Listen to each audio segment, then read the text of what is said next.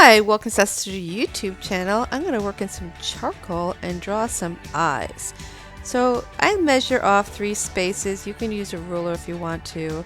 I draw a circle inside and then I draw some triangles on both ends, and after I finish doing that I will decide if I have it symmetrical or not. And I decided my right eye needed to move over a bit and get a little bit larger. So round off the top and add a eyelid if you see it.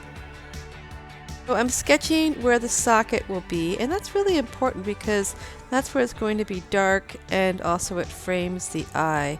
So you can follow along what I've done, or you can do your own lines. So let's start to shade nice and gentle, and I'm using a vine piece of charcoal, probably medium, and I'm just very carefully putting some charcoal down.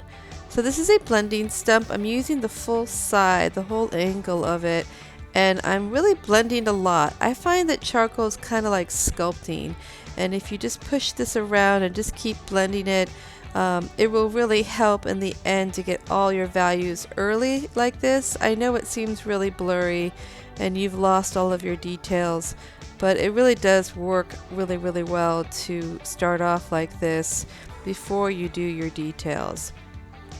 So take your time, and you don't need to smash the blending stump, just lightly. If you're smashing it, you just don't have enough charcoal on your paper and you need to add more charcoal. So this is the charcoal pencil. It's probably a 2B or medium. Make sure it's really sharp. So I'm going and creating the pupil and the iris and the top of the eye, because that's the darkest area of the eye. You want to make sure you get that pretty dark. You can make it dark underneath the eye if there's makeup, but I wouldn't put too much there. Try to find the eyelid if there is one, and you can shade inside the iris. So repeat it where the pupil kind of has a space for the highlight, and you're going around the eye, the top of the eye and the iris, and you're shading inside the iris. Just really make sure your pencil's sharp. It makes it a lot easier to work with. You can shade underneath the eye, as I said, but sometimes it looks a little odd. So go ahead and darken the eyebrows. That is a 70% of the expression of the face. And the socket that will help form and give and frame the eye. And I gave a kind of a 3D look right there. So just take your time, fill this in. It's going to get blended again. You're going to just keep going back and forth until you have formed as many values as you need to make it look realistic. And you will lose it if not the details that you think are details.